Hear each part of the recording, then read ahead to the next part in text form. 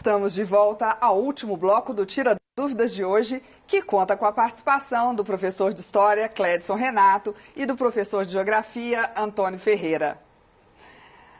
Vamos às questões agora. 8º ano. O que foi a política do porrete? Política do porrete, ou Big Stick, ou também chamado de Corolário Roosevelt, né? Tem vários codinomes, vários nomes para essa política norte-americana imperialista. Os Estados Unidos começou a colocar indústrias em quase todos os países latino-americanos.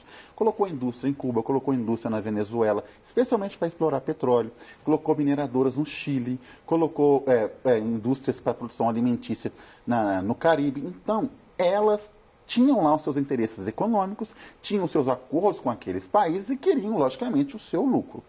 O presidente Theodore Roosevelt lançou a seguinte questão: ou estes países garantem um retorno do nosso investimento, independente de qual vai ser o impacto para a sua sociedade, ou nós vamos usar o porrete, que é uma ilusão para quê? Ou vocês dão o que nós queremos, ou a gente invade vocês militarmente. Então, ele falava, para tratar com países latino-americanos, você tem que falar macio e usar um porrete. Certo. 5º ano. A cidade pode apresentar diferentes aspectos, ou seja, ela pode ser portuária e ao mesmo tempo histórica? Vamos lá. A cidade, a gente tem que pensar que cada cidade apresenta uma característica, né? Por isso nós temos diferentes tipos de cidades. Não podemos ficar presos, né, que a cidade possui apenas uma característica, então ela é apenas um tipo de cidade. Ela pode ter várias, ela pode ser portuária e ao mesmo tempo pode ser histórica. Ela pode ser religiosa e ao mesmo tempo comercial. Ou seja, a cidade, o legal de entender as cidades é que as cidades elas são flexíveis, né? Elas fazem parte de um processo de construção e de transformação da superfície, ou que nós falamos transformação do espaço, muito interessante. Então ela possui essa flexibilidade onde ela consegue apresentar diferentes características e você consegue denominar ou criar diferentes tipos de acordo com a sua necessidade. Dessa forma, então, eu tenho o quê? Uma cidade, no caso portuária, que vai trabalhar com importação e exportação de produtos, e ao mesmo tempo eu tenho uma cidade que pode estar lucrando, aproveitando toda a sua construção histórica, todo o seu processo ao longo do tempo para estar gerando renda e gerando trabalho e riqueza para aquela cidade, para aquele município. Tá? Posso dar um pitaco? Claro! Esse termo histórico, o que é histórico? O que é história? Vamos pensar da seguinte forma: essa nossa reunião aqui é um fato histórico? Ela só vai ser um fato histórico quando alguém estudar ela futuramente e tentar criar uma base para entender por que nós estamos aqui fazendo isso. Pode ser que daqui a uns 20 anos algum historiador vai pegar os registros dessa reunião, provavelmente isso realmente vai acontecer por causa do contexto de pandemia, e vai criar lá por que essas 3 pessoas estavam reunidas. Vai se tornar um fato histórico. O que é uma cidade histórica? Quer dizer que aquela cidade tem uma relevância muito grande de eventos dados históricos para aquele país, para aquela nação. Então, toda cidade pode ser histórica. Pode ser Belo Horizonte, dependendo do que você conhece, quer entender como história, ou pode ser até Ouro Preto, que é uma cidade histórica clássica.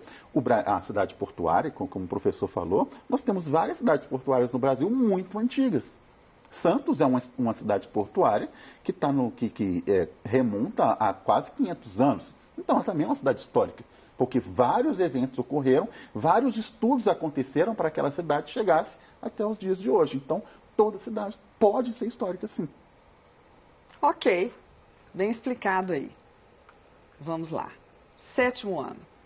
Ganga Zumba era um traidor de Palmares? Pergunta polêmica, né?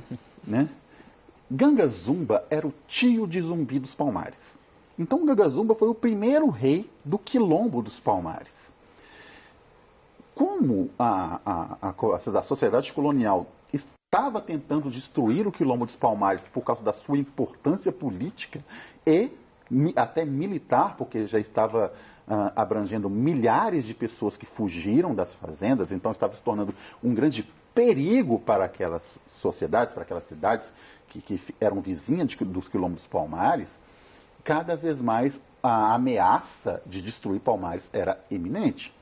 Então, Ganga Zumba fez um acordo com o governo local, prometendo devolver os escravizados recém-chegados para os seus antigos donos. Para manter Palmares vivo, ele ia devolver os escravizados que não haviam nascido em Palmares. O sobrinho dele, Zumbi, o julgou como um grande traidor. Tá, se a gente pegar na ideologia de Palmares, ele pode ser sim considerado um traidor da ideologia de Palmares, que era manter uma região de seres humanos livres. Agora, se pensarmos em questão de manter o quilombo vivo, aquela sociedade viva, ele pode apenas ter pensado na manutenção daquela região, daquele quilombo, para evitar que fosse destruído. Agora, a história determinar se ele foi um traidor ou não é simplesmente impossível de determinar, porque aí vai do julgamento pessoal de cada pessoa que está analisando. Certo. Quarto ano. Por que a indústria é um importante termômetro para a economia? Vamos lá. Até alguns anos atrás, imaginava-se que a indústria, o setor secundário, era a principal atividade econômica que mais atraía mão de obra. Tá? E isso, ao longo do tempo, percebemos que não. Né? Hoje, quem mais contrata pessoas é o setor terciário, ou seja, o setor do comércio e de prestações de serviço. Mas mesmo assim, a indústria ela continua com um papel de termômetro. O que seria esse papel de termômetro? A indústria ela consegue, além de produzir, gerar riqueza, ela também faz muitos investimentos, principalmente na área de pesquisa, tá? E também na área de desenvolvimento tecnológico. Tá? Então, quando você fala que a indústria ela é o termômetro, eu estou falando o quê? Se eu estou produzindo, eu estou investindo. Isso faz o quê? Que eu estou contratando em outras áreas, em outros setores, e a minha economia está crescendo. A partir do momento que essa indústria ela para de produzir, ela diminui os seus investimentos, ela diminui o pagamento de impostos. Isso gera o quê? Gera uma diminuição econômica, o que faz com que eu possa então começar a caracterizar que nós estamos entrando numa crise. O professor aqui de História, muito bacana a fala dele lá no governo Itamar, né, no processo Collor e presidente Itamar Franco, fala que o governo brasileiro precisava melhorar a sua economia. Então o que ele fez? Investiu na produção do Fusca. Veja o termômetro. Estamos mal, precisamos melhorar, então vamos produzir. E quem produz é a indústria. A partir dessa produção, eu aumento a minha venda e aí toda uma cadeia econômica começa a surgir, organizando novamente a economia do meu local, do meu país. Tá? Perfeito. E o que seriam as cidades globais? Bom, cidades globais, no primeiro bloco falou de globalização, e essas cidades globais são aquelas cidades, né, que acabam identificando ou criando uma marca, né, elas são referências para outros movimentos no mundo todo. Então, por exemplo, quando eu falo de uma cidade de referência de comércio, eu vou pensar Nova York, nos Estados Unidos. Eu vou pensar São Paulo, aqui no Brasil. Quando eu penso em moda, eu vou estar pensando no quê? Em Paris.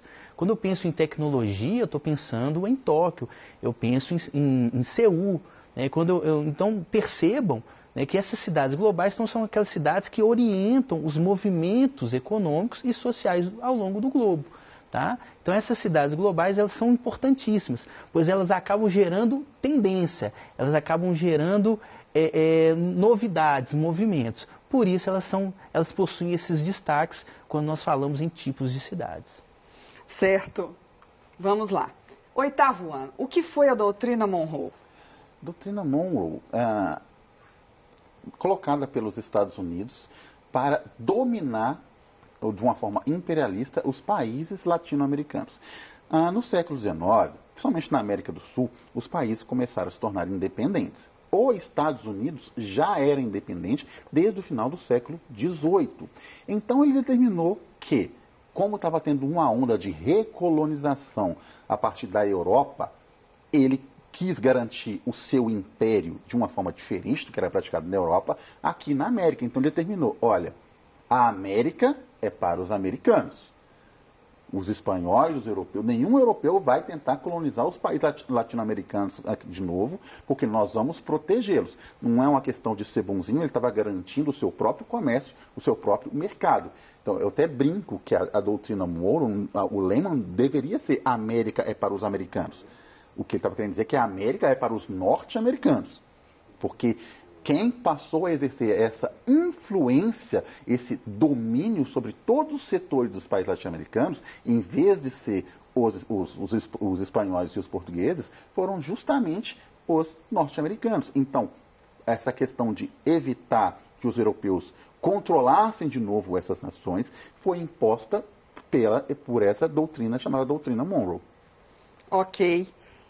E o que é a desconcentração industrial, professor? Vamos lá.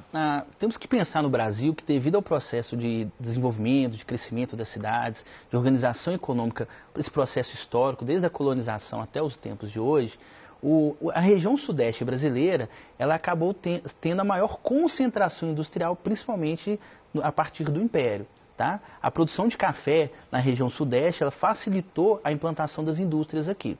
E ao longo de muito tempo, essas indústrias ficaram aqui na região sudeste concentradas. Só que a partir dos anos 2000, as empresas, as indústrias começaram a buscar outras alternativas, outros locais dentro do nosso território.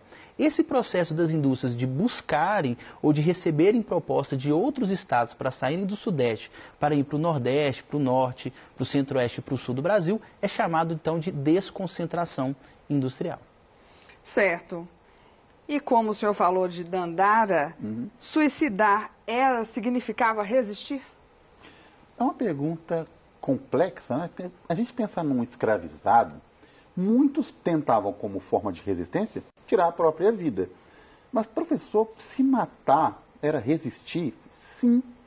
Primeiro, ele poderia pensar que se matando, tirando a própria vida, ele finalmente estaria livre.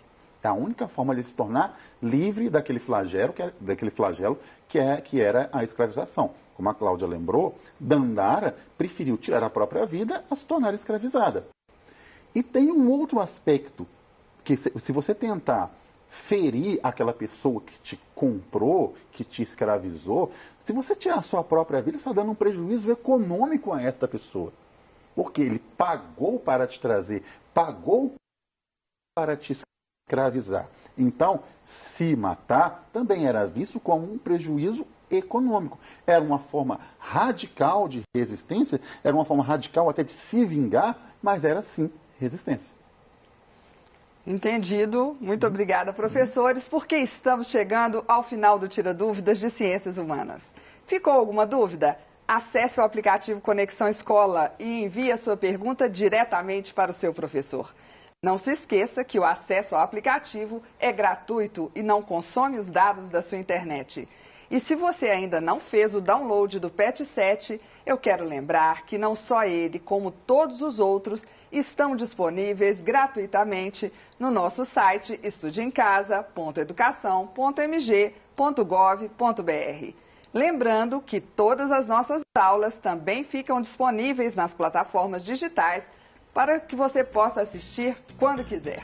Eu agradeço a presença dos professores, intérpretes de Libras e principalmente a sua participação. Um grande abraço e continue assistindo a nossa programação. Até amanhã!